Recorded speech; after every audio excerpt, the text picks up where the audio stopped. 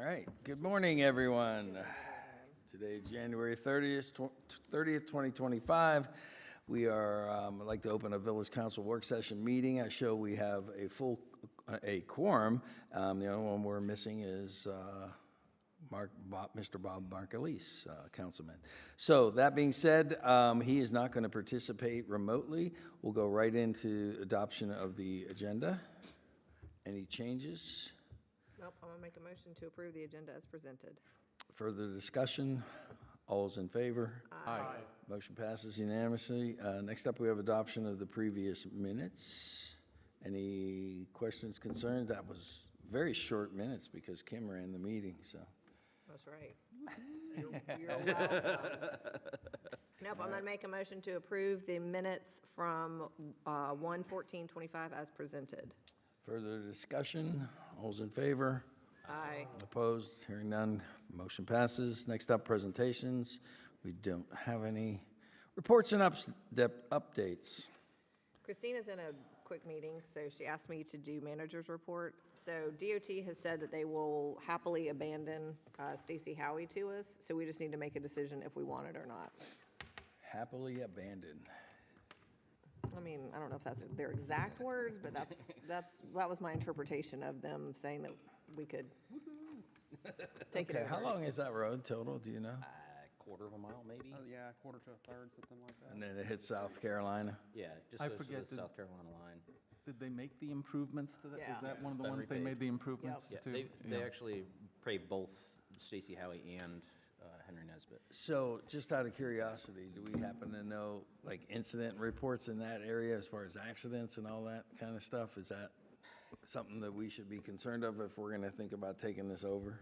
That is a tricky intersection. Okay. I know that we had gotten information about it, especially the backups and stuff like that. And the only thing that I wonder is that even if we take over that road, it's really the intersection that's critical, to some degree. And since the DOT is still gonna own Waxhaw Marvin there, I don't know that that's a decision that we can ever really have anything over. It can always be more on Providence, on I don't know, DOT's My- plate. Could my we whole- not put on a no left turn? Because Yeah. it's on Our our road, road? yes, That you and that can't was- turn left off of our road? This is why I suggested this in the first That's place. what I'm asking, Oh. I guess. I don't know if we can make And decisions move for it that down to- intersection yeah. without DOT. Well, I without mean- getting into too deep of a discussion, but you're just bringing it up so to put it on the agenda, or are we going to? No, I think we need to, I think Christina wants us to make a decision. This was my idea to begin with, and the reason why was so that we could control that intersection and get the speed limit down. Now, DOT did lower the speed limit to 35 Yep. because it makes sense. It's 35 when you hit the South Carolina line, and it's congested there because of the multiple houses that have been built recently on that road. But it was my idea for this because it would give us control of that intersection until DOT makes intersection improvements, which they have talked about a roundabout there, but that could be 2040 by the time that ever happens. And it is a very dangerous intersection. There are accidents down there all the time, people trying to get out because it is so heavily traveled on both roads. It's getting to be more, I've seen backups to the state line trying to make a left out of there during rush hour, which is, it just blows my mind that people would try to go against the grain that much there to get out. So that was my idea, was to try to curb some of that. So we'll be moving a problem from there down to what I would believe would be at the border of is it Marvin Road as you're heading towards Johnston, that road, because that's what to make a left turn out of there. No, listen to what they do. They come down, okay, and then they bear off onto Stacy Howie in South Carolina.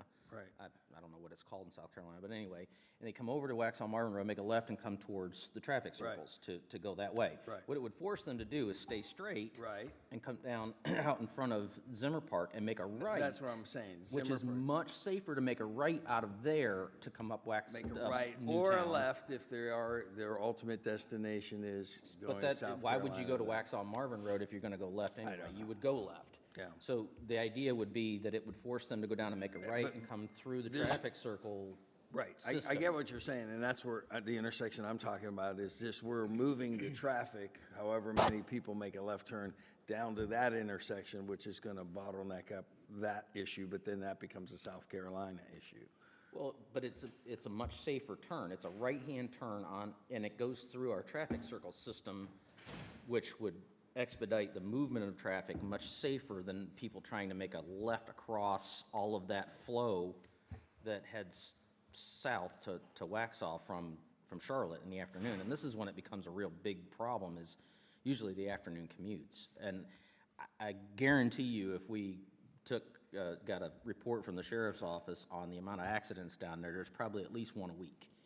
I mean, it's pretty frequent because people, for one, can't see to turn because of the volume of traffic. It blocks your view sight in both directions because of the amount of cars. And then also impatience. They pull out and they don't know. And, and plus there are people trying to get across into Providence down south that are trying to traverse that intersection as well. And then with all of the more people moving into Broadmoor that are also using that intersection, trying to get in and out, it's just getting worse and worse and worse every day. So to force anyone living in those homes there, the 70-some homes, whatever it is, to go out the main entrance to make a left. Yeah, it is much safer to make a left out of their main entrance than to go out onto the side entrance on Stacy Howie and try to make a left, because there's less traffic, number one, and it's better view because they're in the outside apex of the turn, so they have a better view in both directions than just a straight, because the traffic doesn't block their sight. Do we have a rating on the Stacy Howie from like an engineering rating? Is it? It should be 100, they just repaved it, Yeah. Well, Yeah, it was or close to it. like And 9 again- months ago, they repaved it. I mean, it's brand new. It's still dark colored. I agree with Andy. I think, though, that, my question is, will we have the ability to make those changes? That's what I just want to confirm, because otherwise, if we're just taking it over and we can have no impact on the intersection because we need DOT's approval to do something and they don't want to give it, I just want to make sure we're not taking it over So for let's put a nothing. condition on it. And they say, we'll take it over from DOT if you allow us, if it is their decision, if you allow us to put a no left at certain times during the day or at all. I mean, Of course, they said they wouldn't do that no left turn, so. then we don't take the road over. I mean, it's, But what's their reason for it? And DOT doesn't make what's their necessarily reason for it? logical It is decisions. because of accidents. We'll start with that. And then secondly is So you're if you make a creating no left, traffic. if you make a no left turn to prevent accidents, what would be their argument? And see, this is what I'm saying, is like NCDOT makes some weird decisions on why they do or don't do things that isn't logical to the rest of us, so that's one of those things that really blows my mind. So if it's our road to the intersection, we should be able to control the movements from our road onto another entity's So do you know property, that for a right? fact, Christina, they will not let us do a no left turn? They will not, no. If it's They their wouldn't. road. If it's their roads, but if it would it's our still, it road. would still involve the Waxaw Marvin. You talking about taking over Waxaw Marvin too, or just, No, just No Yeah, left and during we- certain Just peak Stacy hours Howie, off of so- Stacy Howie. no left turn off of our road. they will not let us do a no left turn.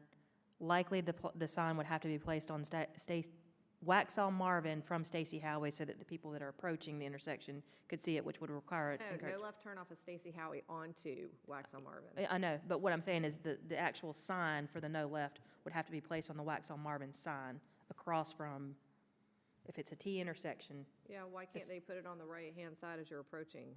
I don't think they well, generally do that. I don't think it's allowed per their standards. I can ask them, but I'm almost positive. If we can't control that intersection and like turnage, then I don't want it. But That's just Hunter, me. Hunter also mentioned too that it would likely cause cut-through traffic through Broadmoor as well, so.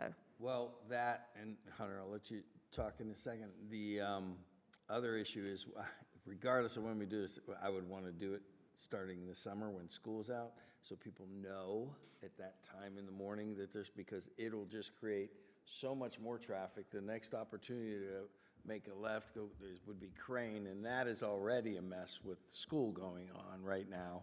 So I would say if we're allowed to do it, I'm with Kim, if they allow us to, on condition, we'll take the road over if you allow us a no turn until you figure out what to do with that intersection. Yeah, sorry. Just one other point, though, it's not a T. There's a neighborhood road with a gate there as well, and the gate causes issues, because if you have a vendor pulling, that has to sit and wait there, then they're blocking that as well, from people turning in. So I think the most important thing to know is just, because if we were to take just that piece over, if it's a state DOT road and Marvin Road, we can't do anything without DOT's permission at any point of that for, I would agree, and I know it's probably stated in their spec manual that you have to have, in forms of enforcement, you have to have it on the adjacent side so that the person that's driving up can see it. I could be wrong, but I don't think I've ever seen a no left turn without it being across the street to show it as it's approaching. Well, yeah, but if you show it as it's approaching and you're on Stacy Howie, it should be on this side. Yeah. The right side of the road. I think it's 'cause on when both. we- That's how Marv, I mean, at the, I'll ask, that's all I can do is ask. Yeah, at the Johnston Road intersection from Marvin Road, it's on the light wires with the traffic lights that say no right turn on red. I mean, those directional signs are above the road there, Yeah, but but like- it's a multi-lane road, But so when- you'd have to have it covered both lanes. If it's just just a single lane, right? well, when we had it down here, where you could do no left turn onto Marvin Road, like during certain times, it was on the right-hand side Yes, you approach. as you approached. It sure was. I'll ask them. Or do y'all, that's the contingency, y'all will accept it? I think so, yeah. Yes, I mean, okay. I personally, unless, I mean, to me, it doesn't make sense to take it over unless we can control that intersection, because it's just an added expense that. And let me throw one more thing in. If we're having issues with the delivery, with the things, have a no delivery residents only. So there's no, Yeah, but we can't control PDS. It's Yeah, not in that's Marvin. Yeah. yes, but, yeah. well, We could ask, but they don't I have mean, to do it. yeah, I mean, I would think they would all agree if it's causing problems, just go up the road a little bit and take the main entrance in versus a critical intersection that is causing problems. So if they don't want to do it, then so speaking of critical, Sounds like a good problem to stay with DOT. I mean, we just answered, until they there's figure it two- out, there- so we can we can tell. fix, if you fix one, you still have 3 other issues behind it. I just, Yeah. So am I asking them or not? Yeah, Do I you- mean, I would ask them, if we can control the intersection, And we'll come back and revisit it. yeah, but if we can't, then, Control the intersection with a no left turn, but you're okay not I mean, enforcing the, we can't control that, but we would say, we would nicely ask, I would say, ask if we can put no deliveries. Is it a DOT issue or is it a neighborhood issue? If it's a neighborhood issue, it's just a phone call to the HOA and saying, here's our issue. Before we take this road over, we're considering a no left out coming from Stacy Howie to that road. And for what we're asking you to do is no deliveries in that. And if they say no, then we're back to 2 more problems we still need to solve. And we can point to DOT, said it's their issue. who are we asking for no delivery and where? Well, and it's also, it's very confused. contractors, The it's neighborhood. anyone that doesn't Yeah. have code. If it's not a DOT issue, it's a neighborhood issue that doesn't allow deliveries. I think you're referring to PDS no deliveries, Yes, right? In yes, that little, the Right, neighborhood. so no non-resident entrance. It's just there. resident only, including even like landscaping, hey, Oh, I see what you you're saying. know, they should have a specific entrance. I see what you're saying. A lot of neighborhoods have a specific. yes, yes. And that's all we're asking, to solve an issue, because we've got a couple things we gotta address. PDS and us. You had something? yeah, all I want to mention is that, yes, this intersection is one of those funded intersections for design and cost estimates for improvements that should be coming to you guys for those recommendations within the next 2 months. So what I'm trying to get at is that ultimately we will have a two conceptual designs and cost estimates for the road improvements. One either being a roundabout or one being a signaled interchange with designated turn lanes. At that corner? Yes. So it's coming soon, not And Not, well, when I mean coming soon, the design and cost estimates, which would then allow us to go either for funding or partner with DOT, depending on what those improvements are recommended to be.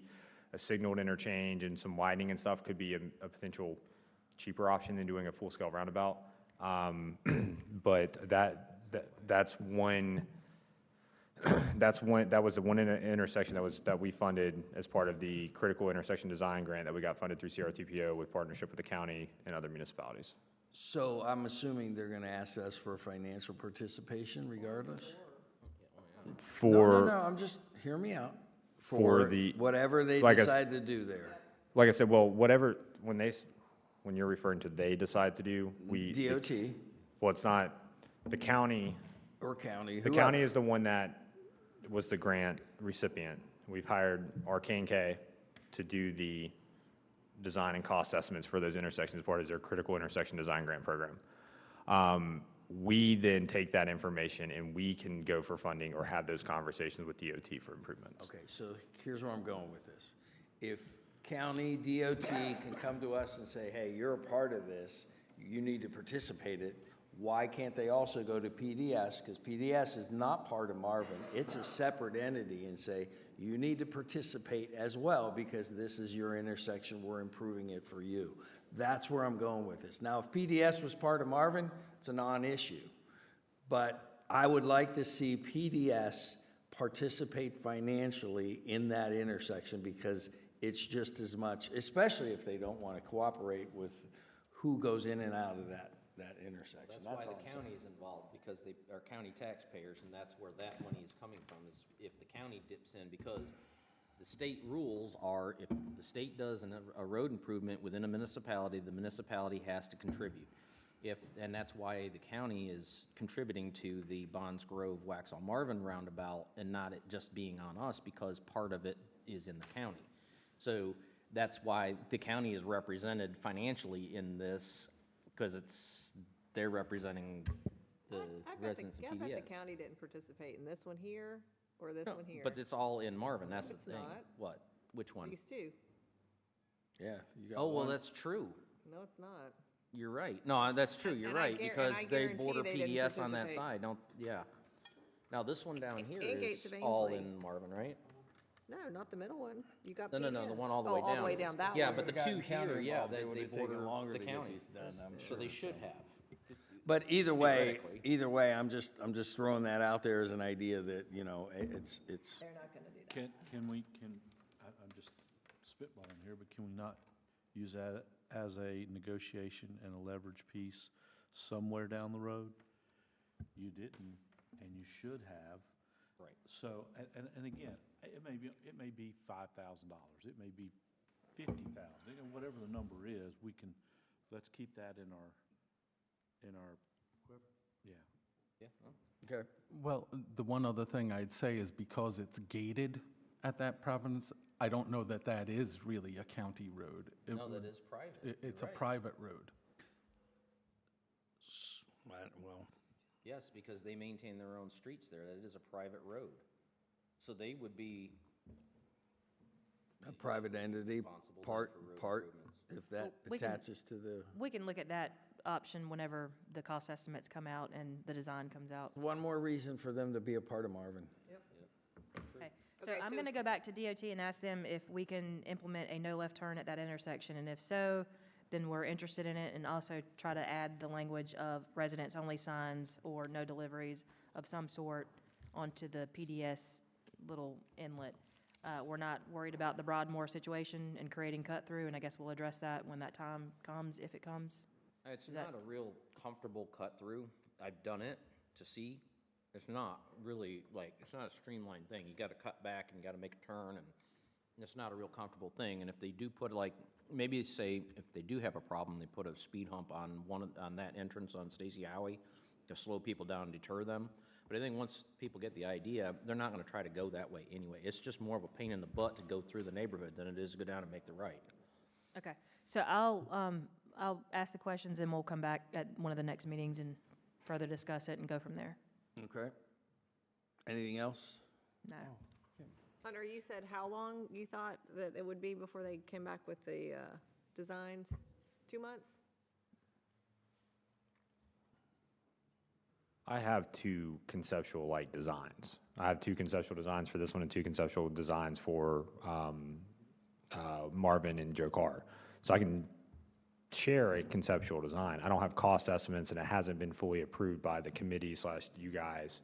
But it's what we have, the feedback based off of what I have provided as part of being part of that committee to the engineer and how they've done the design. So we, like I said, the two designs. Designs, but when will we get the cost estimates?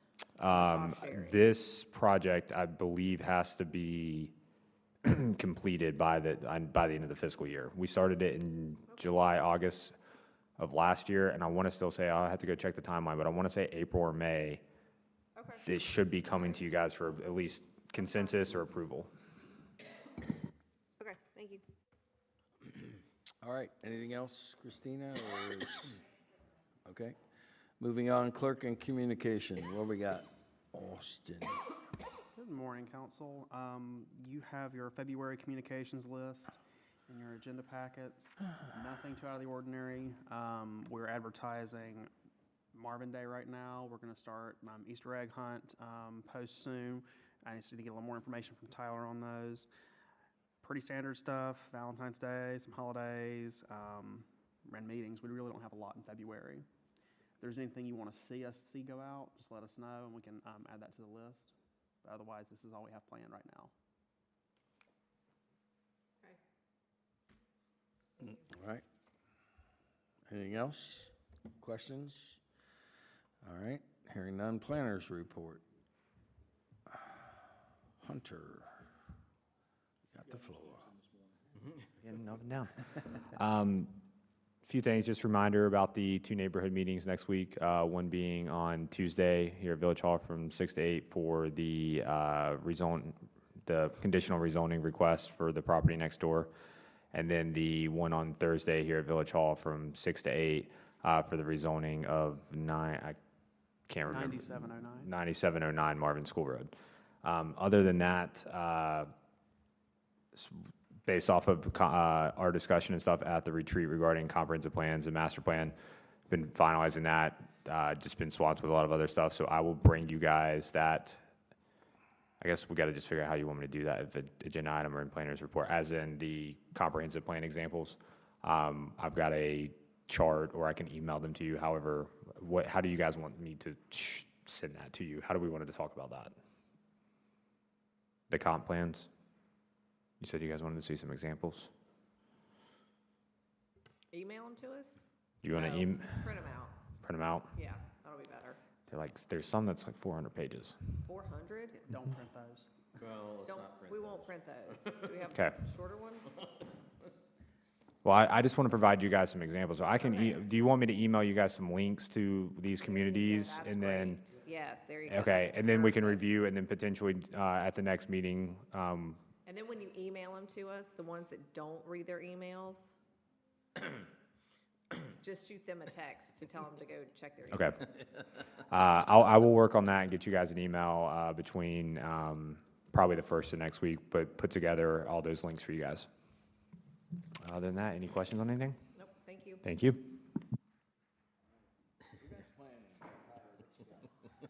Careful. You saw that? Yeah, so this weekend is supposed to be stargazing event. Giving it to the end of the night, see if we can get a few more registrations to come in, if we're gonna do it or not. 3. Really would love to have 7 or 10 to do it, to make it to make it. Forgetting to sign up, but Aiden and I want to come because we weren't able to get to the last one. There's 5. There's 5. But naturally. Look at that, look at that. Just takes a meeting. But as far as, I think it's going to rain Friday evening, so we have Saturday as a contingency. Just looked on the weather, it might rain Saturday. So, I haven't seen a lot I haven't online seen about anything it. for Saturday, It's just due to Friday. be posted again, I think, today. Okay. yeah, I think today's, because I think it's been going out once a week, twice a week. It's been out there on the social. I know it was in the newsletter and stuff. The last one we did, the summertime, had a great turnout. This one, I don't know if maybe people got scared of the cold because it's been so cold, but now it's getting nice. I don't know, so we'll see. Are you doing anything, just out of curiosity, with the schools and, because they have announcements every morning, kids get on there and they do it. What? You have to go through Peach Jar to do announcements at school anymore. And then, but like Peach Jar, it's like an online You're in thing. headlights. I It's know, like you're a- looking at me like I don't understand. It's like an announcement system that you have to go through to get stuff announced. And And I you was have about to to say pay it for it. costs. You gotta pay for it? Yeah. Yeah. You create a flyer, submit it, and then pay for how many parents, what schools you want to push it out to. It's a whole thing. Yeah. But Marvin Elementary will make announcements. So Yeah, we Dr. could- we Spencer is could- cool. But then, the kids aren't, really you want the flyer to go home with the kids is really what you want. And that's tough for a kid to get it home. They don't print them and put them out anymore, it's all done through email. Yeah, that's what the peach jar is. If you have a connection at a PTO, sometimes they have their own page, and you can sometimes get the PTO to post on the PTO Facebook page for free, but you have to have those connections. How about one more, like, send it out, because we all have our HOAs that have their communications and stuff, and it hits directly the 16 neighborhoods, and it's saying, okay, at least I reached out to them, whether they push this information out to their, and, I mean, we're trying to do it for our town, right? Yeah. So, I mean, people are busy, I get it. Some people don't look at their emails, which is crazy, and, but my point is, getting it out any way we can. I mean, it may help you with that, just a suggestion, so. Gotcha. Yeah. And then April 12th, egg hunt. That'll be at Marvin Eford Park. You'll see more on that. We're still ironing out some of the final details about times and some of the attractions we'll have. But that will be April 12th. And then Marvin Day will be April 26th. That'll be from 4 to 9. It's going to be awesome. It's going to be huge. And then a couple months ago, I had mentioned to you guys that there's 2 residents of Marvin that attend UNC Charlotte, and they're in the engineering program, and they were interested. They approached me about building a picnic table as part of a project they were having in their engineering department to donate to the park. And they've reached back out and set up a meeting with them next week to talk about doing that. They also wanted to ask permission to build a kids' table, like a small picnic table for children, to put up there near the top lot at Eford Park. And they also mentioned asking to build one of the passive, like, mini libraries, like one of those on a post where you take a book, return a book. So I was just throwing that in front of y'all, see what anybody thought. Any objections? No. Did we used to? I think there used to be. Right.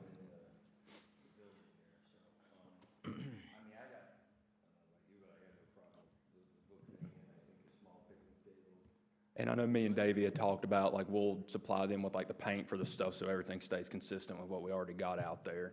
But I have no problem with, them learning something and then providing some amenities for the park. That's always a win-win. Yeah. Especially Especially the little one, I think, is really cool Yeah, because the toddlers don't have that. That'd be cool for them to have, so.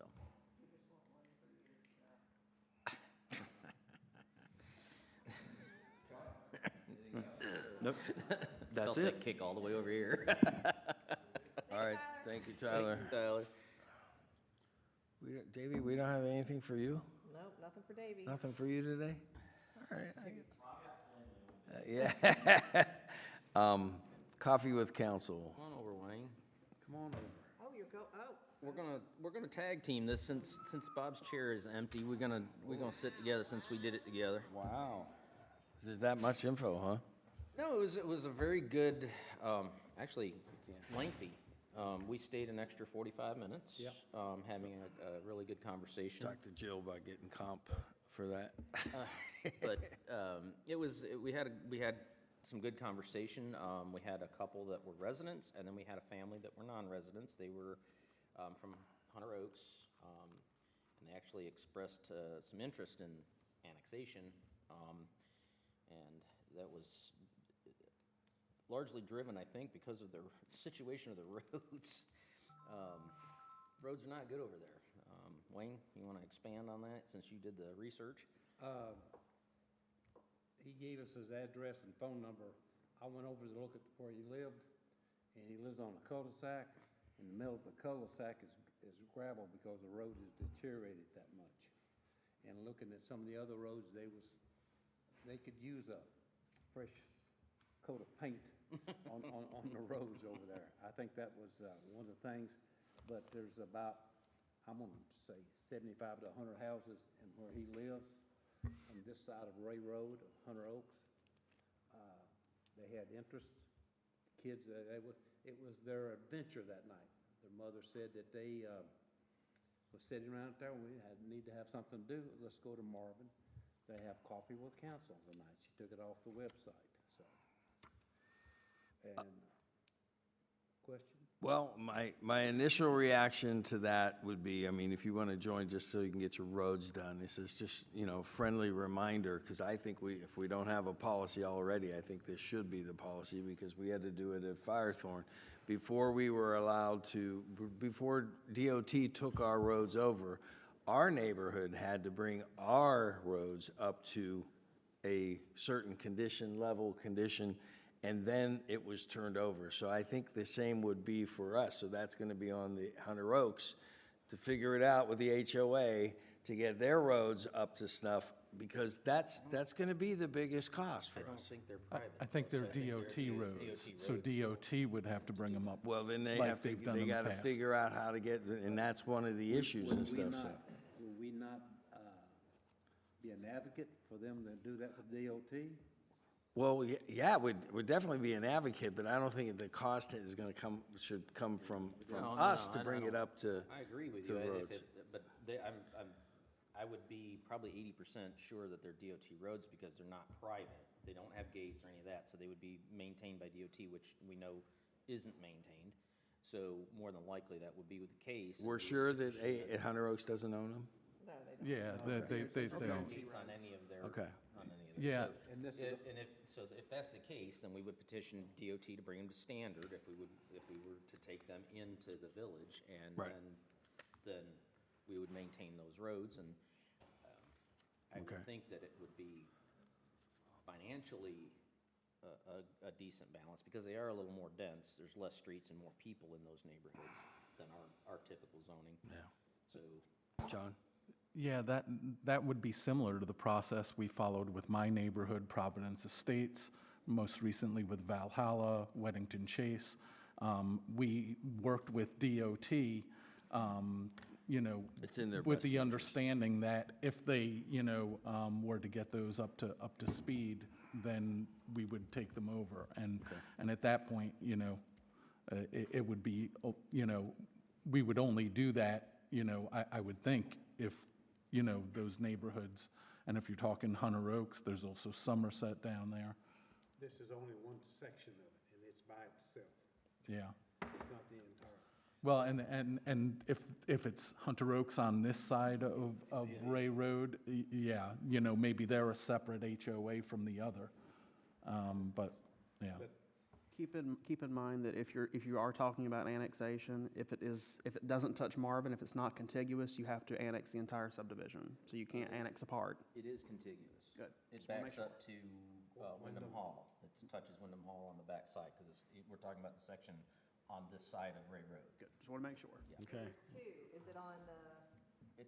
It's on the left side behind Wyndham Hall. It's that corner section that they live in. So it just, they've expressed an interest. They also, they are very excited about our Heritage District. They use our park. They're very excited about the area. they enjoy the area, they really like Marvin. So it's not just about the roads, it's about that they want to be part of the village for various reasons. Well, they're reminded every day going down Ray Road. I don't know if you've been down Ray Road from Coles down to the first stoplight. That road is a wreck. They might as well just plow that up and be a dirt road. It is that bad. Maintained since they built it. Well, they're gonna resurface it. What's that? They're gonna resurface it. When? My understanding is sometime later this year. You mean from Joe Carr where Coles is heading towards Providence Road. Great. Providence Road? Yeah, Drive that. it's really bad. It is There's horrible. potholes It all is. over the place. It's terrible. It is embarrassingly bad. Yeah. But again, That's a I DOT remember when they secondary road, built that section, and they have not done a thing to it since it was initially built. They just haven't maintained it, and that's, And it's a four-lane road. it's sad. Well, again, I hate to touch on this, but it goes back to, when you start talking about roads, they're not getting to them. No. And that's a major road. That's not just some Four side lanes. street in a neighborhood. That's Call it considered a secondary secondary road all road, which they've already been on record saying they Well, can't even right. get to those, so. They're measuring Not it, surprised. they're marking off the roads. Every day you see people out there, they've said that they would, they're not gonna do the side like Joe Carr, Tom Short. They're gonna go straight through, they're not gonna go off on either side. Okay, so what else happened at the We had meeting? Mr. and Mrs. Carr, they came. They were interested in why we did not talk about the failure of the bonds in the last town hall meeting. We told them that, Andy explained to them that we had two a year. One of them was their meeting. The other one, we did how we stood with all our projects. And Andy told them that basically that was our meeting, and we did not set the agenda for it. Had a lot of discussion. Let me read you something. He wrote an email back to us. He says, "Thank you for letting me know." This is about a coffee pot. And also, thank you and Andy for your time last evening. We both learned a great deal more about the operation of Marvin Council. We're looking forward to the survey as well as additional dialogue for the future of Marvin. Thanks to both of you for your effort to make all this available. David R. Carr. So they were basically asking about what we've been doing since the survey, or since the bonds failed. And what I explained to them is that we heard it loud and clear that most of our residents were concerned about the roads, the traffic circle, and all the roads. So we've been focusing on that, and that we have a new survey going out, and we haven't really done much else other than focus on the roads since the bonds, and that we are gonna see what the survey says and try to gauge the public opinion from there. But at this point, that's what we've been focusing on. And we've been, finishing up the loop, which has been in construction for 20 years. And we've gotten grants for that. So we're not like, just going out there frivolously spending money. We're being very, He was very pleased with the amount of money that we've received on the grant for that. yeah. They also brought up that they had heard us discuss the 33 acres that was in Waxhaw that we could partner with. They also heard that we were thinking about selling Marvin Eford Park. We told them that was might be talked, but was not going to happen. They also talked about the property that was gifted to Country Day. He wanted to know if we'd contacted anybody there. We told him no, and there was a little discussion about the in-house problems with the Country Day. And she informed us that one of the signs at Marvin Eford Park was too small, that sections, this section is for this age group up, On the playset, to clarify, talking about on the playset. and she asked us if we could do a larger sign, print. She was very, Mrs. Carr was very complimentary on the new playset. But the one takeaway that she had to give us that we may be able to improve on is that the playset is really designed for two different age groups. And there's a very, very small sign, she said, and I don't know personally, but she said it's quite small on the back side of the playset that delineates between the two. And she mentioned that that's not really obvious, so that I said, well, we might be able to, that shouldn't be anything too hard to fix. If we need to have a little bit bigger sign and a little bit more conspicuous spot, that we'd look into that. Is that something you can do, Davey? Okay. Yeah, so, I mean, I don't think that was anything, but she was very complimentary. She said that she was very, very pleased with the new play set and, the fact that it encompasses all the kids' age groups. Are they still living on Joe Carr, right there? No, these are, Weddington Chase. they're from Weddington Chase. Oh, I'm Remember- thinking it was the Carr. Do you remember Mr. Carr talking at the bonds They meeting? sat up front when we had the meeting, Okay, Okay, him and so- his wife. yep. So, yeah, they were very nice, and, we learned some stuff, and they learned some stuff, so it was a very good dialogue, and, We had a discussion about the cost on the roads, and Andy explained to them, the DOT, that they want, basically, we had to come up with 20% of the cost, plus any overrides, and he was not aware of that. So that, he come to understand a little bit more while we have cash flow problems when it comes to roundabouts. I also told him that we had 2 others in the planning for the future. Okay. Anything else? That's all. that's about it. Fantastic. See Jill about your compensation for extra 45 minutes. No, thank you for doing that. Consent agenda is up next. Make a motion to approve the consent agenda as presented. Any discussion? All's in favor? Aye. Aye. Opposed? Hearing none, motion passes. Unfinished business? Let's see, first up we have discuss and consider approval of Marvin Loop Trail repair options. Good morning, everyone. As you recall, several months ago, we had held some discussions about making some repairs to the existing Marvin Trail. And staff was asked to go out and get some bids on and provide some options to council on making repairs to the trail itself. The trail has been there, I don't know the exact timeline, but I think it's well over 15 years. At least 15 years, because I've been here 15 years and it's been here, I want to so. say 16 to 17 is what I'm And- estimating.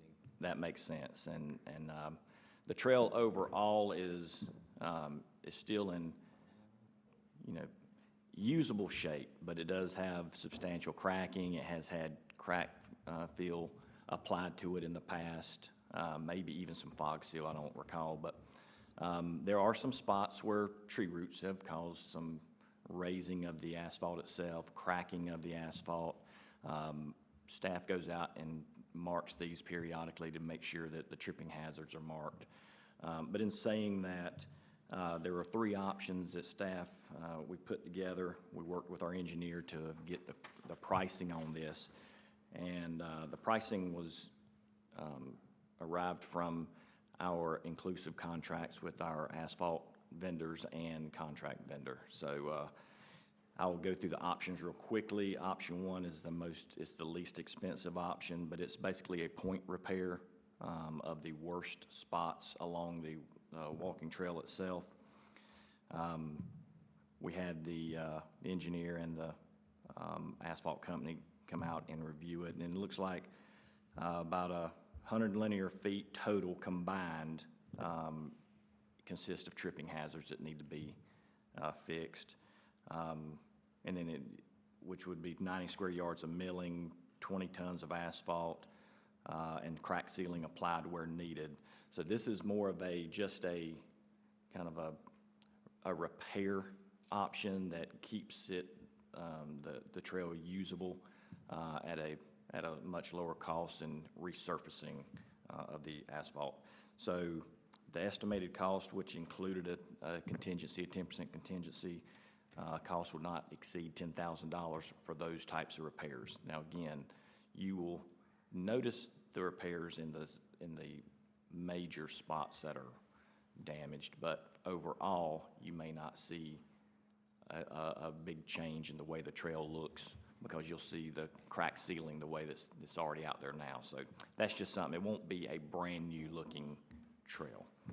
Option 2 is asphalting the entire trail, so you're looking at about 6,880 linear feet of asphalt. In order to do that, there would be some milling involved to make sure that asphalt adheres, the new layer of asphalt adheres to what's out there now. All of that, including a 10% contingency, would total a cost of $177,000 and some change, $232. Again, that would be a brand-new layer of asphalt, the entire length of the existing Marvin Loop Trail. And then the third option, we just want to provide all the options. There is a concrete option. It is much more expensive. So of the same amount of area, an 8-foot wide trail, you're looking at a cost, including a 10% contingency, of $964,700. So there's a big difference between concrete and asphalt. You know, you get a longer lifespan out of concrete, but you still run into the same problems eventually with tree roots. It's gonna crack the concrete, and you would have to make point repairs with that as well. But, excuse me, those are the three options. We're just providing it to you for. Given the current condition, is there any areas that you deem necessary to tape off right now and not usable, or? No, sir. I think the trail overall is still in really good, it's in good shape. Again, you do have some areas cracking that has been filled with crack seal. You've got some cracks that has not been filled over the last several years. The tripping hazards typically come from tree root intrusion underneath the asphalt and has raised the asphalt. Again, we mark that with orange paint. We try to keep it visible but it's in spots as you walk through really the wooded areas of the trail. So it's, yes, Okay, ma'am. John? In terms of the tree root problem, is that mainly from larger trees that may be set off from the trail, or younger trees that are sprouting and growing that if we do a better job, because we didn't have public works folks for most of the last 15 years to kind of keep an eye on that, but is part of what we need to do going forward just a better job of you know, maybe trimming young trees before they become a rooting issue, or is it big trees that are just continuing to expand? And that's a very good question. What we found is it's more mature trees. As the trees grow, the root system expands and gets larger as well, and grows. Some areas grow closer to the surface just from the size of the root. So the smaller trees really don't have any impact at this time, but over time, if you don't keep those trimmed back, they will become a mature tree, and then they could cause the same type of problems. Anyone else? Kim? So when I first got on council, however long ago it was, 7 years ago, the loop resurfacing was at the top of PRNG's list, and we talked about it over and over and over, and it is just constantly, we're trying just to put a Band-Aid on it, and that's what we've been doing for the past 7 years. At this point, I am of the opinion, let's go with option number 2. I think as nice as concrete would be, it is entirely too expensive. I think we just need to resurface it, and we're gonna have to start maintaining it and put it on our maintenance program, just like we do with the roads. Jill, how much money, do we have any money, like, that we can pull from PAL bill stuff for this? Because we can use PAL bill for this, right? The three of us met yesterday and discussed various accounts that we feel confident we can pull the money together to make repairs to this loop. We have a fund balance that's assigned specifically for the loop that we've had for quite a while, so we would utilize that. We have some funds left over in the fund balance assigned for greenways. We would use that, and then the rest of it, which is about $12,000, we would probably pull from unassigned fund balance. Okay. So yeah, we do have the funds available, and I'm working on a budget amendment if you all decide to do that I option. mean, we've been putting Band-Aids on this, and it's to the point where we've got to do something more than Band-Aids. So that is I'm of the opinion we should do option number 2. Just to add to that as well, at the retreat, prior to the retreat, Christina did have us update the road and greenways tracker to include a line item where we specifically prepare and start allocating a plan to save resources for these repairs as they become needed moving forward. I'd like to speak, please. All right, now, first of all, to address what you just said, Kim, we've talked about doing repairs to the trail for 7 years, but to my knowledge, we have not done any of these repairs that we've spoken about, because we've been talking about these roots in this tree area Yeah, when but didn't we Derek do- was here. No. Didn't we do fog seal? I don't even know if we even did fog did. seal. I Did think do we some did fog seal? crack. But we didn't address the root issue Not the that root was, issue. that's But- been the biggest issue, where it's degrading in the wood area there. Correct, because we're trying to figure out why the water is still standing there, which is why weren't doing any repairs. So, all right, so I want to ask a couple of questions before I decide anything on from my perspective. But number one, all right, we're getting ready to do some major expansion projects to this trail, correct? So what I'm wondering is that can we get a better price per foot if we include the paving of the entire trail all at once when the trail gets paved, when we do the expansion, they do the grading, they do all that stuff, and they go to pave it? Would it be would we get more bang for our buck if we fix the woods for now, so that it's not a tripping hazard? Because that seems to me would be the most important thing, is making sure it's safe, okay? The aesthetics of it, I don't think it's gonna fall apart in the next year or so. But beyond that, can we get a better price? Can we do better on making the entire trail new all at the same time? Because number one, then we now have a trail that is all the same age. Number two, it's a lot more work all at once, so you got a lot more volume. And number three, I think it's just overall aesthetics of it would be much more cohesive. There wouldn't be like a seam somewhere where you did it this year and then you started that section next year. So I'm just asking these questions, just kind of get a gauge, an idea of this process. When you say get a better price, can you elaborate a little bit? It's just, yeah, economies of scale. So if they're gonna be paving the new sections that we're looking at building of the loop, okay, which is part of the entire system, if we paved, 1,300 tons of asphalt versus the 600, can we get a better price with using economies of scale if we do it all at once? That's what I'm asking. Yeah, and I don't know if we can answer that question without actually getting bids, but what I can say, what we've done in the last 2 years is we did go out for bid on asphalt services, and we obtained a couple, I know you weren't here at that time, but maybe it was 2 vendors. So we have already gone out for bid for asphalt services and got the lowest possible price that we could at that time. So that's what we're basing the numbers off of today, is that contract that we've already gone out for bid. Now, if we add more onto the quantity that we would use in conjunction with the loop, I don't know if we can answer that question until we get to the bidding. I mean, I'm just trying to does it make sense, though, like, if we paved everything all at once for, even if we can't get a better price, for the fact that the trail is the trail, right? It's a complete system that is brand new at this date. And then we know moving forward that our maintenance on the entire system is all based on one whole system at one time being new. And then, and also just the continuity of it. It's. I would totally agree with you. I'm completely in line with you.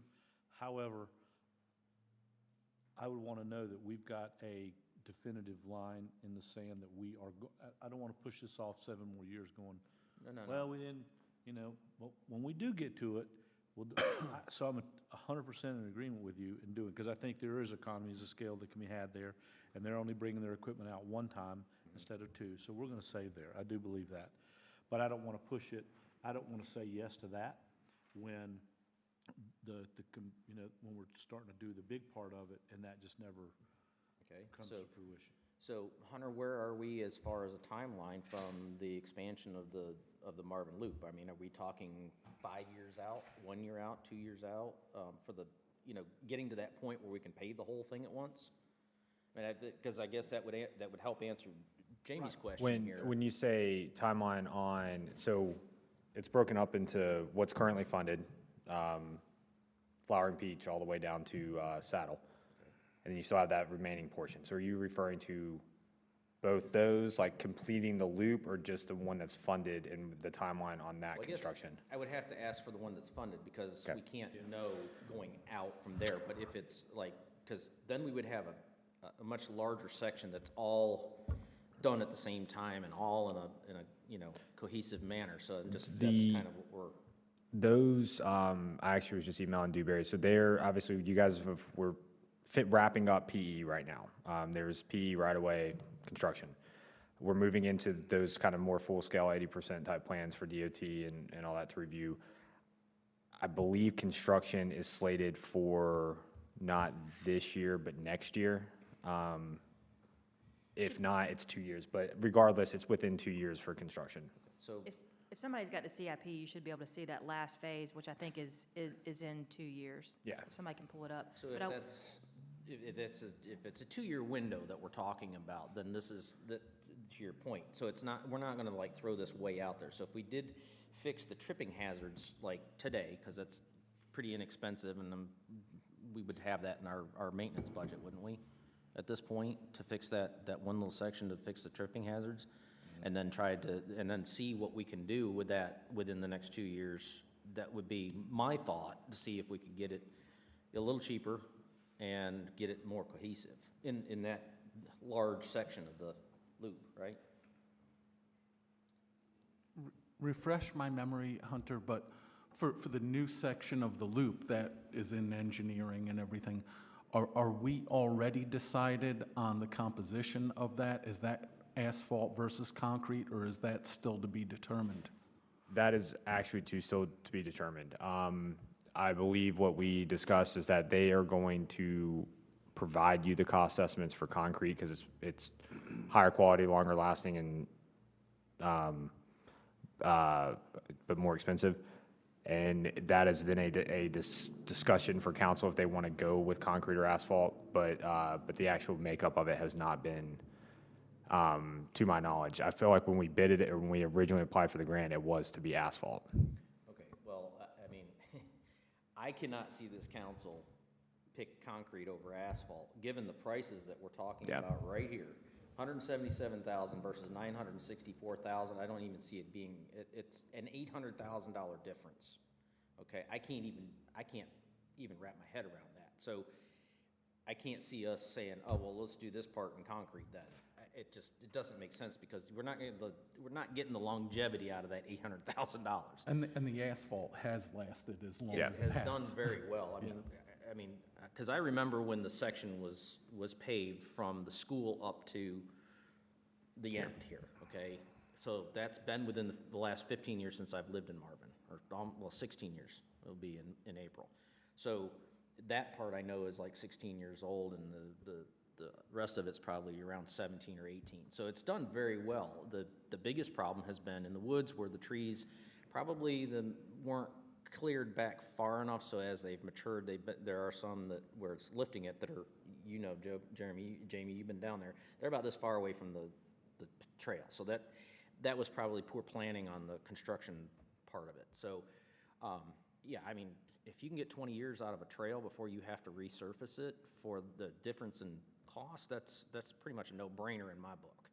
So, I mean, does this make sense? You know, Yeah. I mean, like, I would add and also seek from council, I know we are the ones that have to make the decision as far as finances and money and so forth, but do we want to seek some advice from the PRG board? I personally don't use the loop well enough to know when Davey says, and we're talking about asphalt, but when Davey says, you know, that 90% of it is fine, but we have these areas, you know, then does it make sense to just fix those areas? Especially if we're going to continue to use asphalt. But I do know some of the people on the PRG board do actually utilize it more than I do.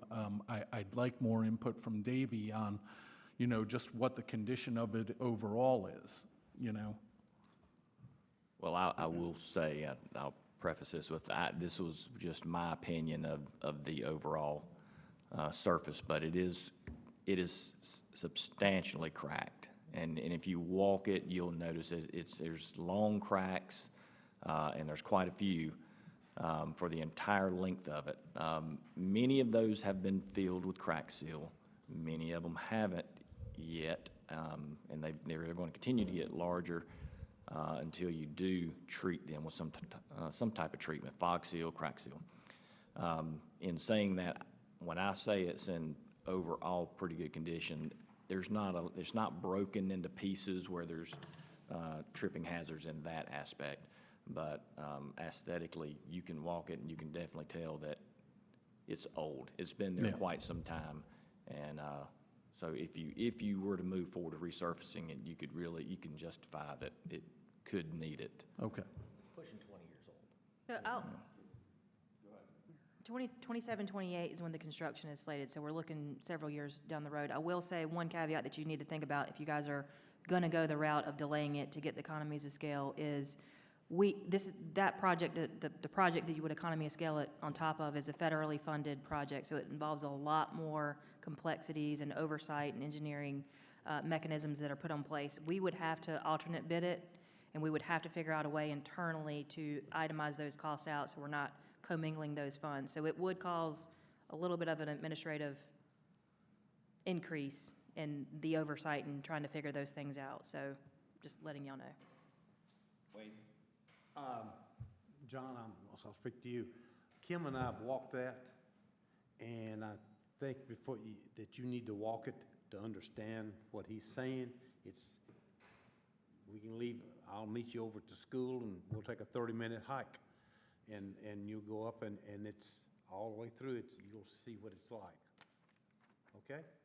Yeah. And I think that's, instead of talking about it, if you look at it, I think if we want to bring it to PRG, let them know that this is an option. I think that's fine. They've got a meeting next week.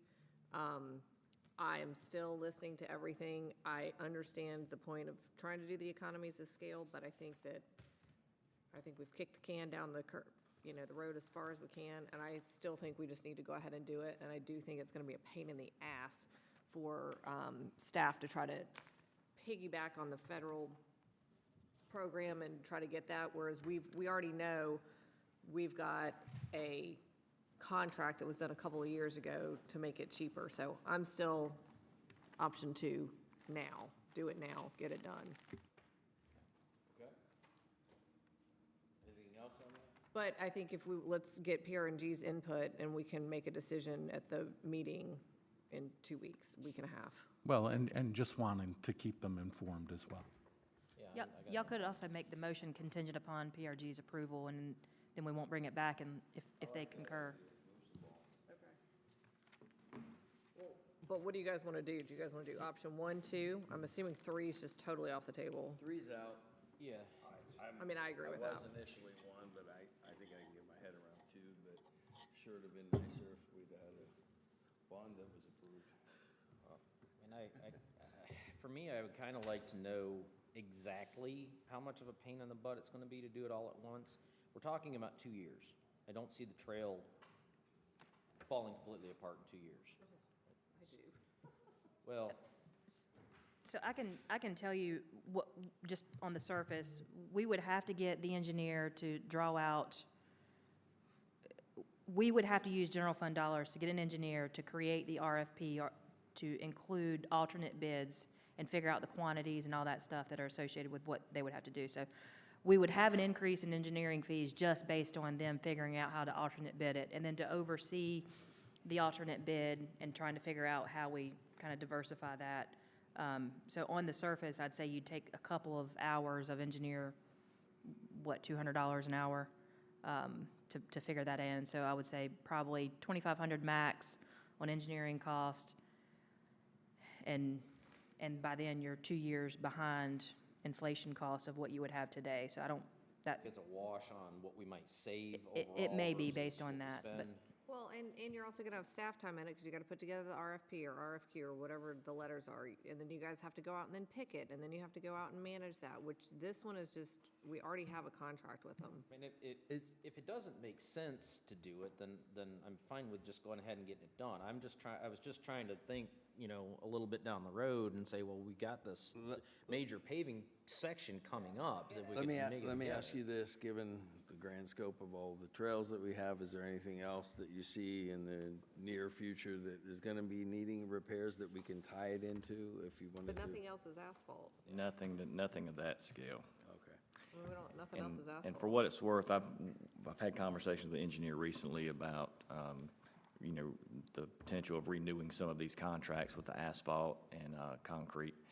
Excuse me, and it's my understanding that since the contracts we entered in these contracts a couple of years ago, and the inflation of construction is about 25%. That's the estimated coming from the engineer. So we never know what the new contract would cost. We don't really know what the economy of scale will be at that time as well. So there's really no way to know.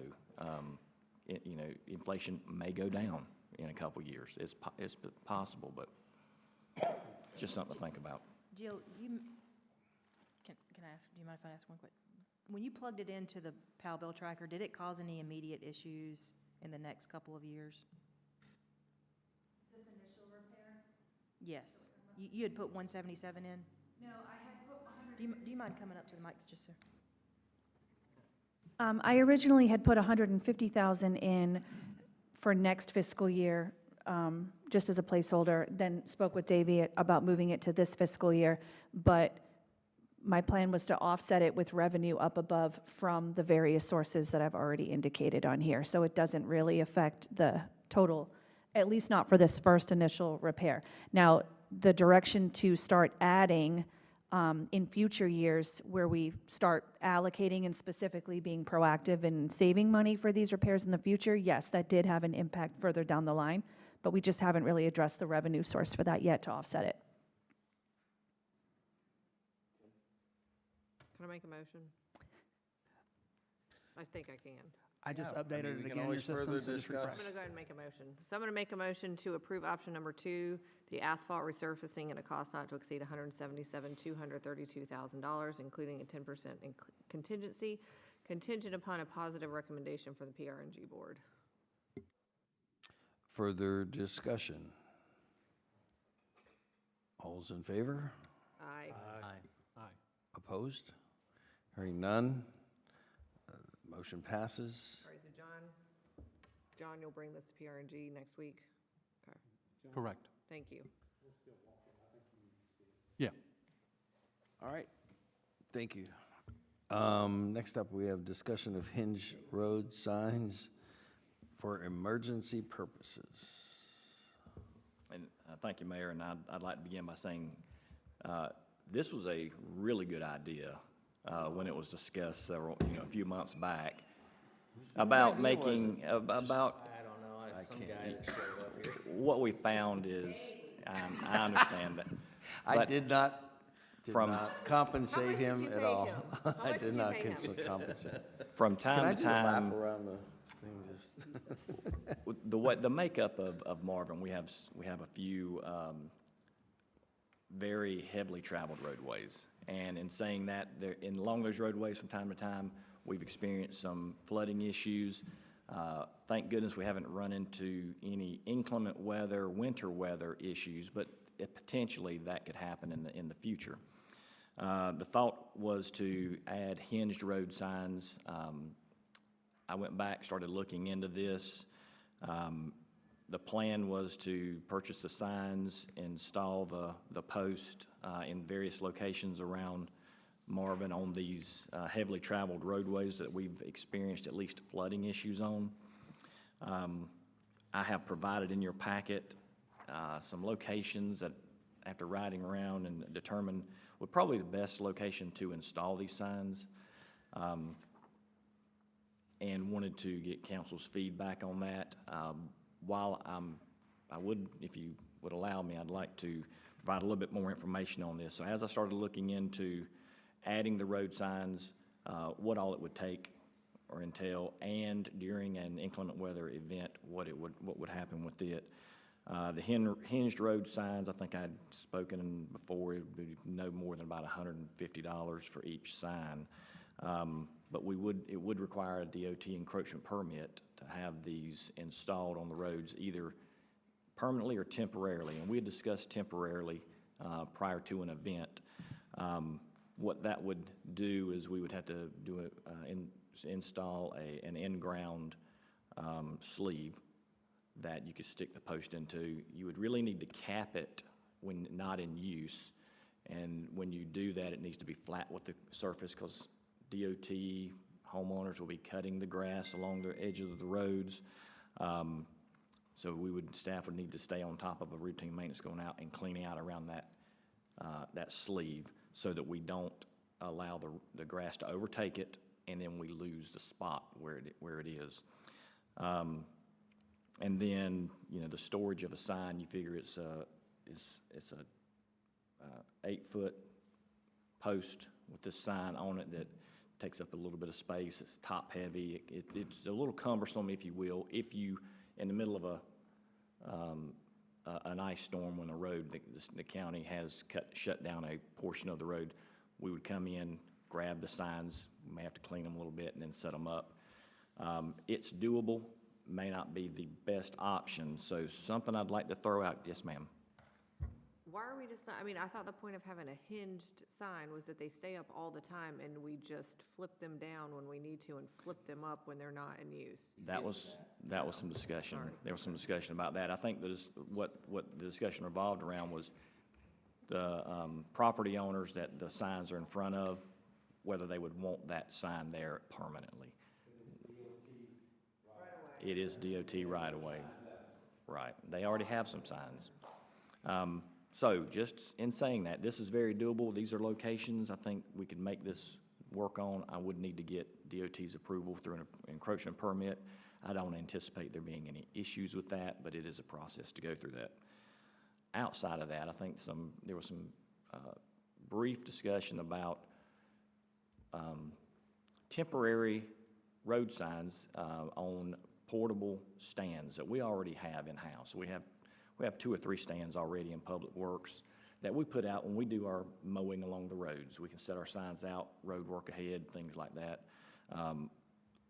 We could purchase the roll-up signs that, road closed due to flooding, whatever language we wanted to come up with that would allow staff to really put that sign anywhere along any of these roads rather than just in these specified spots. It just gives a little more flexibility if we went that route. I'm not trying to poo-poo the idea. I'm just trying to give all the options that are out there. Have we purchased them yet? No, ma'am. Okay, so that's what we're trying to decide now? Yes, and at the locations, if you want the locations here, and if you do, we'll go through the process of the DOT and order the signs. I just don't think that we've got a few spots within the village that typically flood. I'm not really concerned about the ice and stuff. It's more the flooding. So, I don't know.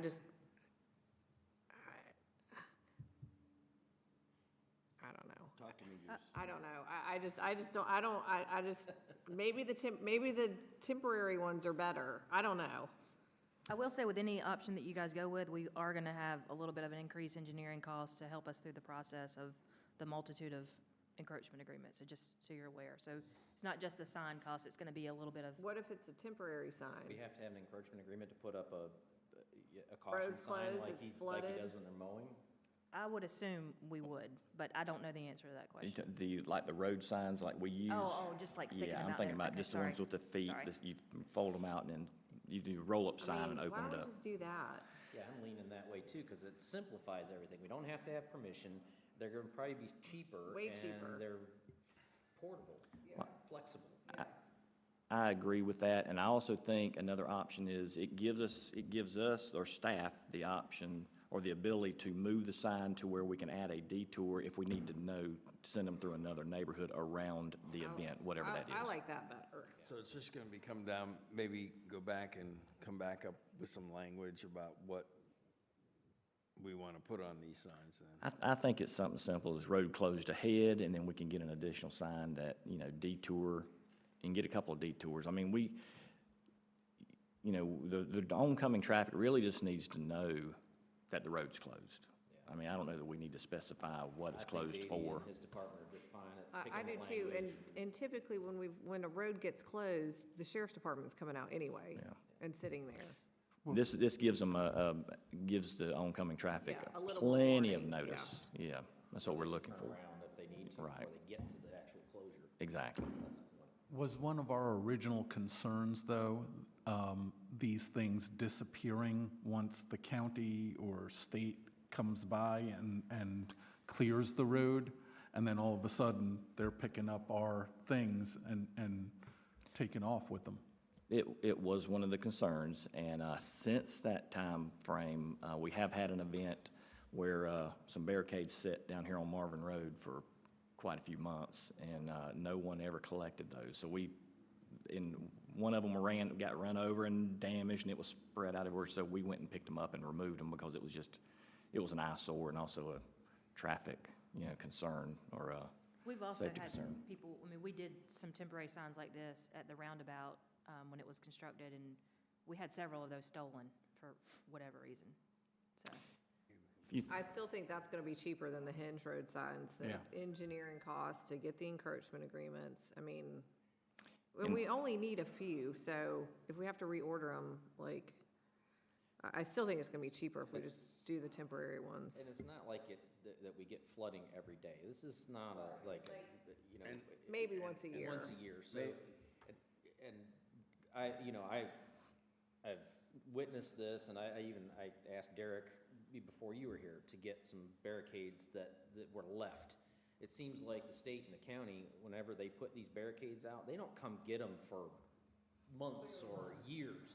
So I don't see them taking our signs. Well, they would, I would imagine, be the only ones that would take our signs, because it's not like it's, high commodity for the average Joe to go grab some things. But maybe something when we do these signs, whatever we decide, at the very, I've thought about that, but property of Marvin, Right. Village of Marvin at the Then bottom. they'll definitely get stolen, because then they will put them up in their basement bar. And also, when you talking about one of these, Until I get to that, until I'm a guest at that bar. Joe. and so when you talk about these events, these flooding events, whether it's the inclement weather in the winter, they're a short period of time. So we would put them out, and then staff would be picking them up within a matter of hours, no more than 24 hours. So it cuts down on the chance of it getting Okay, going. so let's just go for the temporary ones. Good? Agree. All right, do we need a vote on that, or is that just No. good direct, okay, Just good. general Okay, direction. there you go. All right. Thank you. Thanks, David. New business. First up, discuss, hold on. Why does it not come? See, it doesn't populate for me. Because you're not pushing it. You- You're not, Okay. My fat thumbs are not working here, so. Discuss and consider approval of cost sharing and reimbursement with Publix to update the welcome sign at Marvin Gardens and direct staff to prepare budget amendments. Okay. So as you all know, we approved our wayfinding and branding guides in 2023, which included designs for monument signage. Publix installed their Welcome to Marvin sign, I believe in '21, not long after they opened. I'm trying to share this with you all. Sorry, pulling this up now.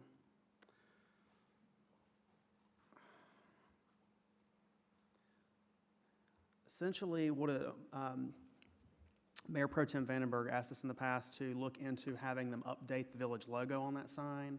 So I've got you a couple renderings. We've been in contact with Publix. They are willing to update the signs and split the cost with us 50/50.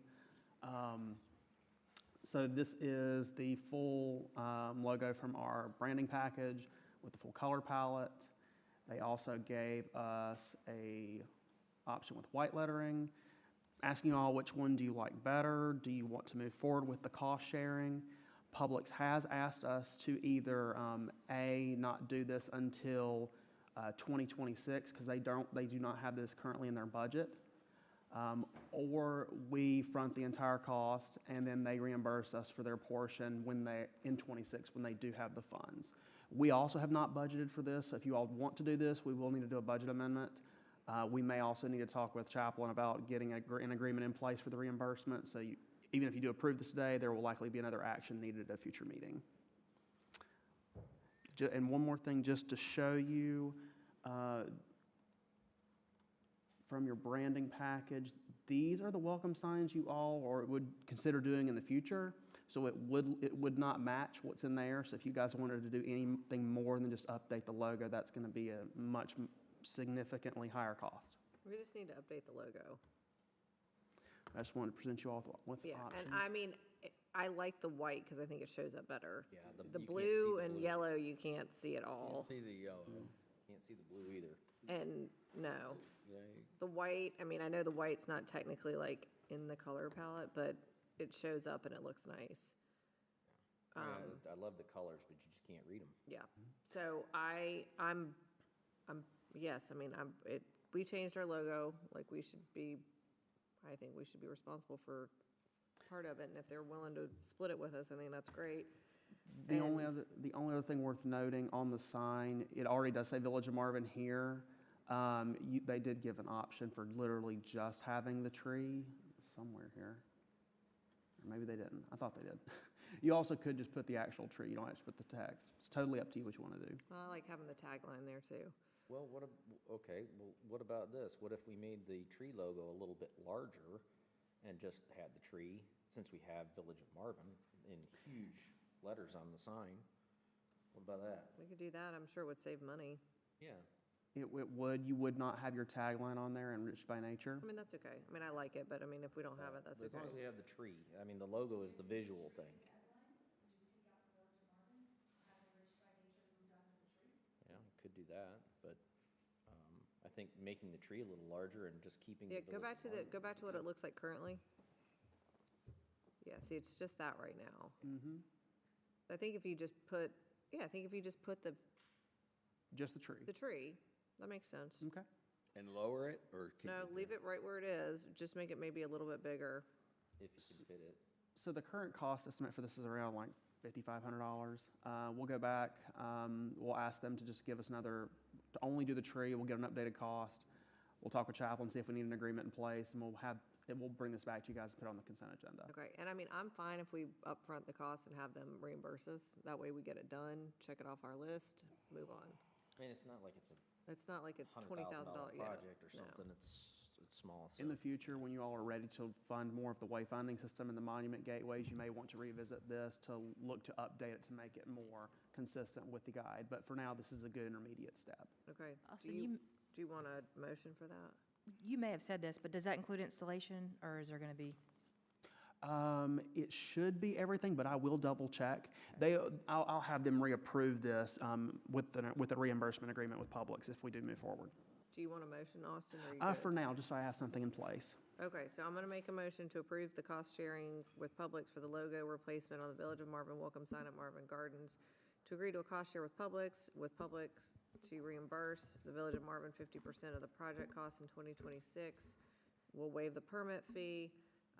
We'll direct staff to prepare a budget amendment, and we will only have the tree and not the words Village of Marvin enriched by nature. Duly noted. Further discussion? All's in favor? Aye. Opposed? Hearing none, motion passes. We'll go work on that, and you guys will see this again in a meeting or two from now. Open topics. Nope. Oh, what? New business number 2. Oh, sorry, I thought, I missed that, sorry.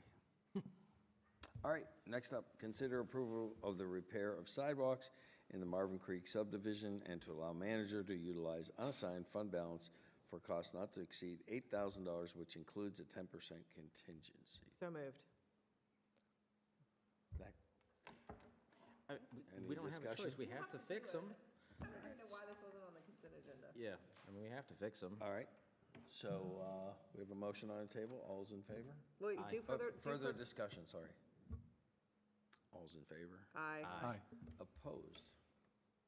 Hearing none, motion passes. All right, now we're on to open topics.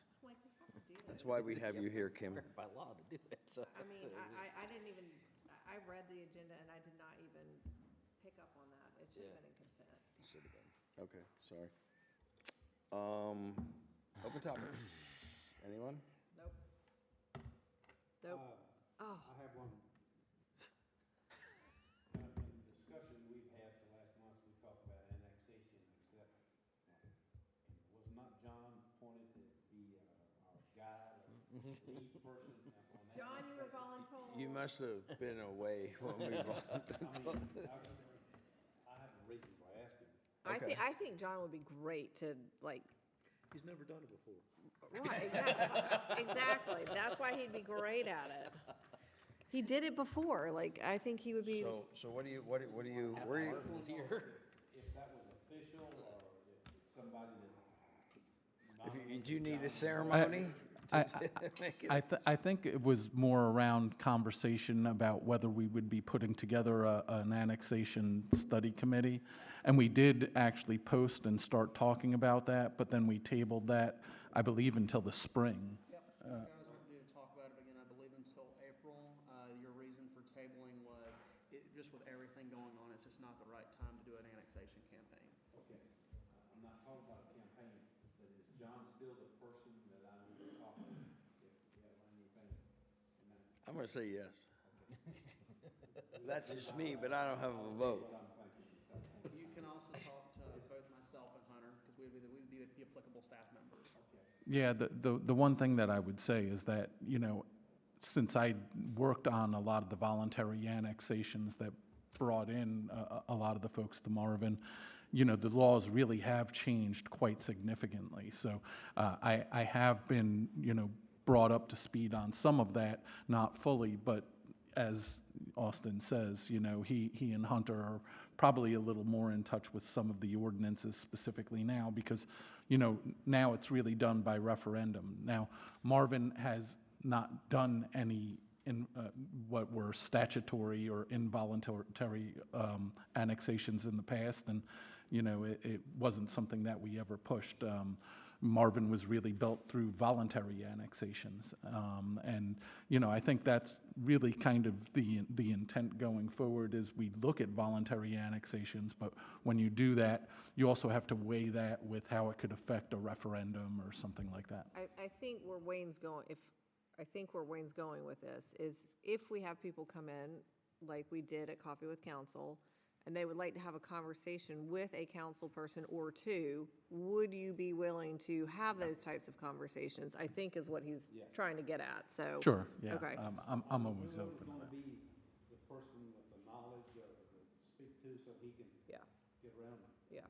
That's not to say they can't go to, No, they can't, no, absolutely. But I think if we're looking for a council person, especially somebody who's done it before, I think John would be great and can speak on, you know, why people should annex in. do we include, Yeah, I mean, if somebody Anyone, wants if to you're have a available. meeting. Yeah, I would necessarily be talking looking to about rely council on them. Yeah, just I have, get it. yeah, like if Okay. somebody comes in and it's like, hey, these people from Hunter Oaks really are interested in it, so maybe John gives them a call. Like if an Do you guys wanna HOA talk? meeting, Yes. somebody wanted someone to Yes. talk, you know, just to Correct. even, what are the pros, the cons, those type things. Yes. With that being said, is there a way that we can lean on Centralina to possibly put something out that says because other municipalities are going through the same thing. So can we get on the same sheet of music of what maybe someone's doing that we haven't thought of? Maybe, I mean, again, this is not new across the state of North Carolina. So can Centralina do something to maybe put a question out there to other municipalities to see what they have done and the influences they've had on their community to bring other neighborhoods and communities in to it? Because to your point, a lot has changed since you when you went through that process many, many years ago. Let's take advantage of what what is new, and if we can, tag on to have Central Line help us in that, process. Okay. Any other open topics? I do have one.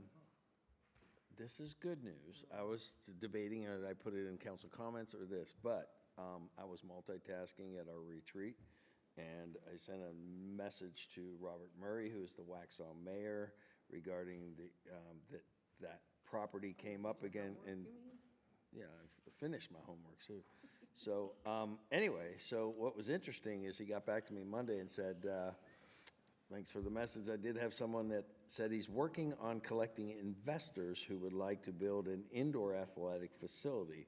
Once I get something more concrete on that end, we should connect. So they're open to that. Maybe we're involved in that, maybe we're not. I'd love to hear what they're talking about. But also, what was really interesting is where are you at with the roundabout at Bonds Grove Church and Marvin? Is that progressing? Can Waxhaw help? Sure, how you want to help? Absolutely. Yeah, Send well, us some I money. think, No, we don't want any help. yeah, no, I mean, that's, what I'm saying is, the reason I'm doing this in open topics is, do we put together a couple people from here saying, let's meet with them and figure out, are they really serious about throwing funds, and what do we need to do to? Well, I mean, make I that? think the answer is yes, we'd love some help. How would you like to help us? And so if you want to get a couple people, you and whoever go meet with the mayor, but I would definitely have Christina and the Waxhaw manager. That's what I'm talking about. Get, Well, one of the things that they could help, if you recall, the fee in lieu, for lack of better words right now, for the big For the road development. I improvements. think it was around $150,000, maybe even more. I mean, that was some money that we could contribute to it, so we can definitely put We're that on the already on the table. hook for what, right there? a lot. I don't know the number off the top of my head. Thought it was like around 800. It's 9-something total, right, altogether, So- with everything we've spent? So I'll obviously go there. John, you met with him, you and I met with him, so I don't know. And I'll open it up to any other councilman, but Christina, Altogether? you'd be involved in that meeting as well? So we're just. Hunter, okay. So I just wanted to get that. I would absolutely get that meeting set up immediately. However they want to help And us, we will take it. And if we can offer some Include me in that meeting, suggestions. since this was my idea to begin with. Okay. Oh, listen, Wait a minute. can we get a gold This is- star for wait a minute. Andy? Can we It's- get a wait a gold star minute. for This Andy? has nothing to do your. 2 years ago, and then I've This been was like not, this is shoved not out of about it. the park. We're talking about the roundabout. Oh, the roundabout. Yes, is that your idea too? No, I will, no, that was not. if I can, I would like to Jill, also, can we get some gold stars? Yeah. I'm gonna have to start get a giving couple. gold stars out for I'm people. trying to keep this whole athletic thing alive here, okay? So- Well, listen, if they want to do it with other people's funds, that's fine too. I Yeah, mean, I'm I'm sure. sure we'll Did be you a do part of your it. homework and talk to the council people you're supposed to talk to in Waxhaw? I just got phone numbers last night. Oh, so that answer's no. Start back. No, no more gold I've been too busy doing things for other people. Okay. Moving on. council, actually, if I can, regarding that roundabout, we do have an interlocal with the county, so potentially they need to be, because the county is the county has the agreement with DOT. Okay. We have a funding share interlocal with the county for our share portion of that intersection. So potentially the county would need to be involved as well if Waxhaw is going to be contributing funds. Well, I think the discussion was for them to help us contribute our portion Our of it. portion, not And the then, county's Okay. portion. Yeah. Not Well- the county's portion, our portion. Yeah. I don't know what they're on the hook for, if anything. well, so, yeah, so the discussions y'all had back in the day was, let's just say it was Waxhaw's not. let's just say, I don't know how much we're on the hook for, let's just say $1 million, I don't know. But $150,000 of that would hopefully come from the fee in lieu that Waxhaw was gonna get from that developer, which would offset our financial obligation to $850. But they may not even be offering us money anymore. They may be offering us their police department to sit there and direct traffic. I'll take anything. So let's just see what they're willing to And do. this is just one voice, and he probably doesn't have a vote, so Probably not. just throwing that out there. But anyways, we're talking He's tired of and. sitting in traffic. Yeah. But see, that was a good open topic. We're moving forward. Review action items. So you guys are gonna set up a meeting with the Waxhaw mayor. Wayne's going to take that annexation question to Central Carolina. We'll move forward with the repair of the sidewalks in Marvin Creek. I've got my marching orders with Publix. We'll go back and get some updated costs for that logo. We'll talk to Chaplin. We'll move forward with the temporary freestanding signs for emergency situations. We'll move forward with the asphalt resurfacing for the loop, contingent upon PRG's approval. I'll add an agenda item for that for next week. We'll execute the change order with Dewberry for trail standards. And I think, and you're going to ask DOT if we can implement a no left turn if we take over Stacy Howie. I think that's it.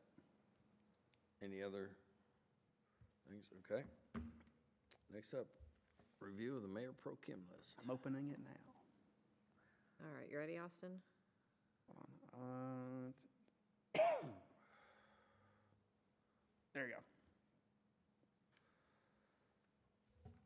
Christina, have you had the trail standards added to the Greenways master plan?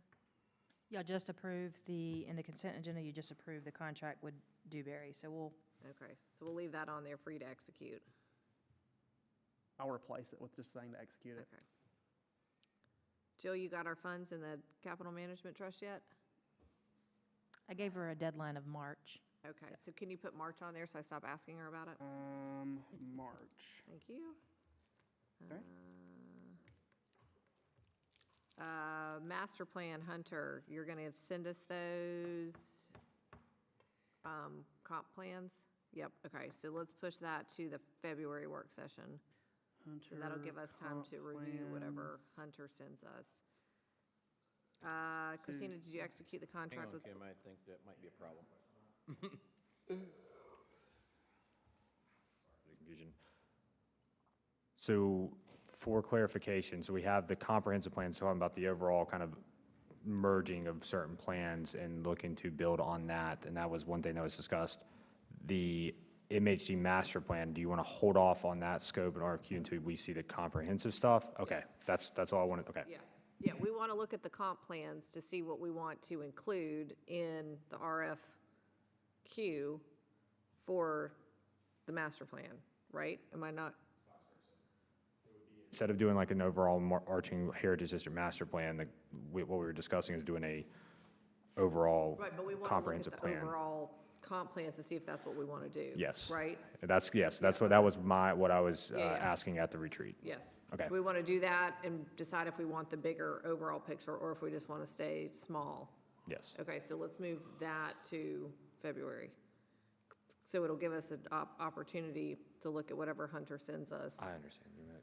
Okay, so February Will you work have session? will you have those done by then? Yeah, because what I'm doing is, based off the discussion from the retreat, from taking, instead of just doing the MHD specific master plan, we talked about doing, like I said, because there's our village land use, plan. overall village-wide plan that has certain But we just aspects, don't- chapters. But Yeah, we but don't know you're- what that looks like, so that's why we want examples to see if that's what we want to do. Okay, you're not actually asking for proposals back on that? No, Okay, No, gotcha. no, just They're- examples Basically, from- I want them to give me direction, which way we're going. So he's gonna send us the examples, and we'll have time between now and the February work session to look at it, and then decide if we wanna do the big one, or if we just wanna do the little one.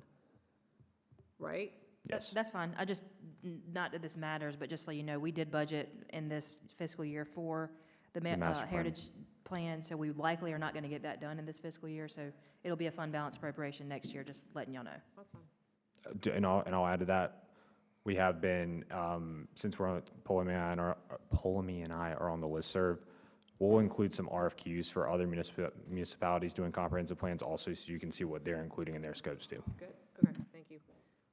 Christina, did you execute the contract with Blue Ridge Showworks? I have not. Okay.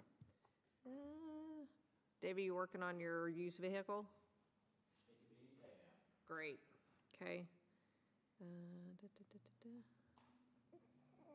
Christina, did you execute the agreement with Russell Standard for Fog Seal? I have not. We're waiting on the DOT to release those roads before I do so. Okay, Hunter, did you accept the fee in lieu from Beechwood? Hot dog, all right, Austin, check that off the list.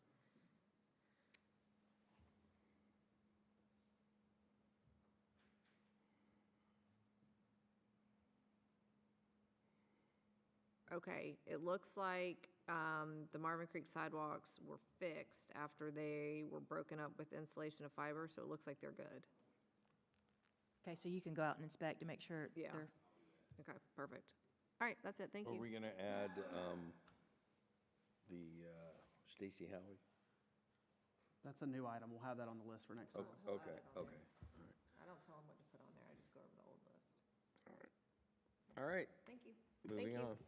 Thanks, council comments. Anyone wanna start? Wayne?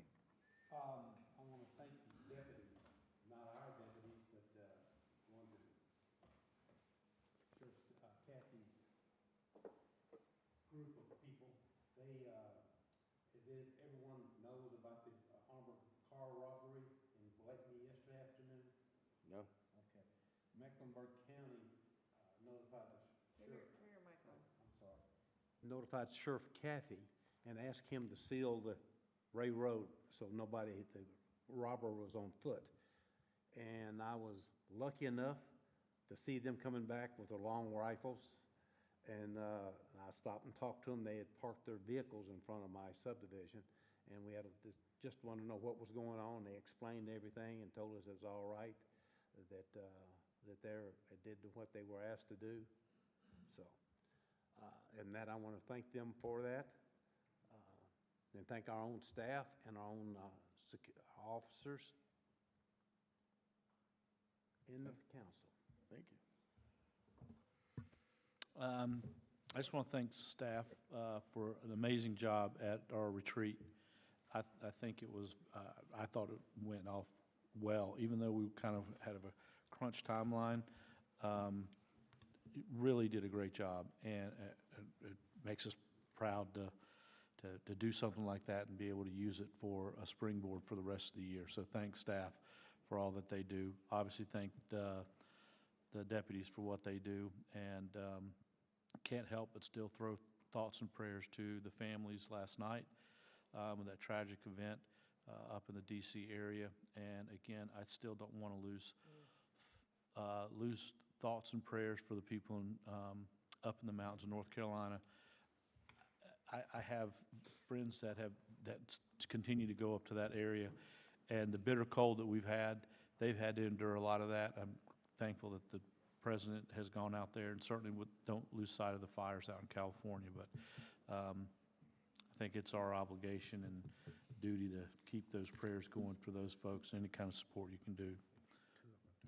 Oh, yeah, they got the wildfires up in North Carolina right now that I think the last I heard was about 150 acres. Something like that, they were talking about. Yeah, so thoughts and prayers. Thanks. I'm good, thank you.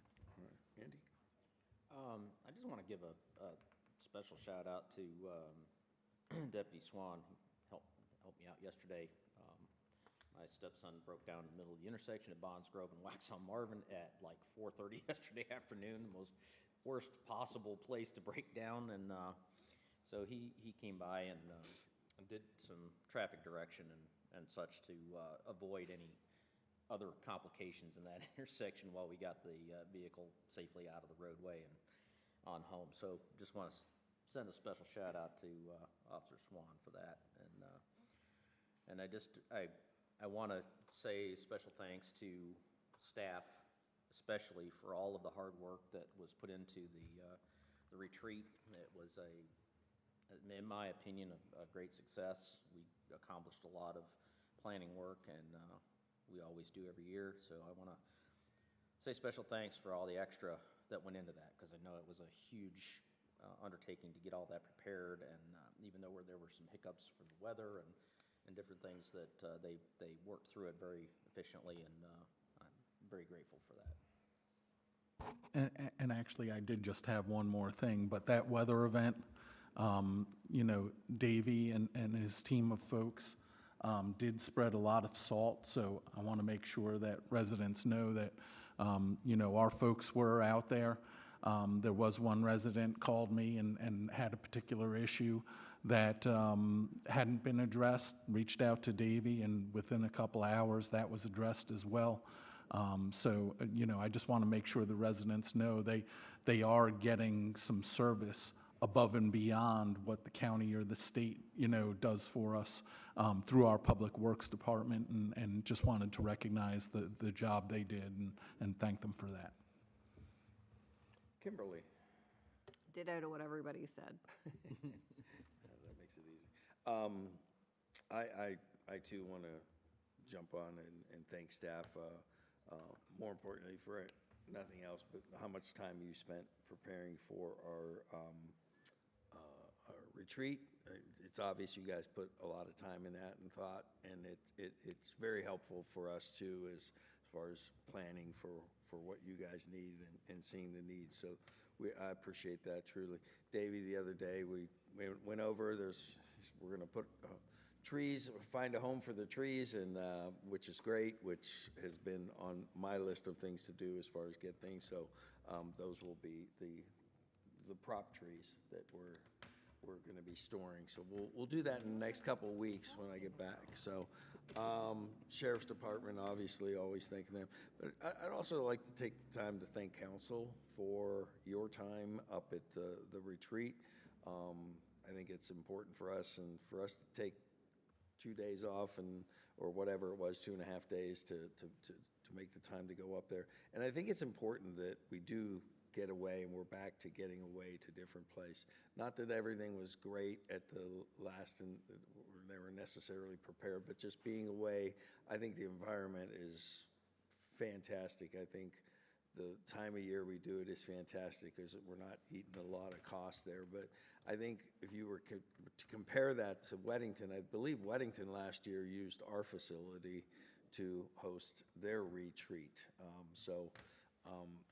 And that's something we can talk about. Things really encourage them because you're really thinking out of the box, and free thinking, I think, is good. So, and a lot of things come out of that. So thank you for that.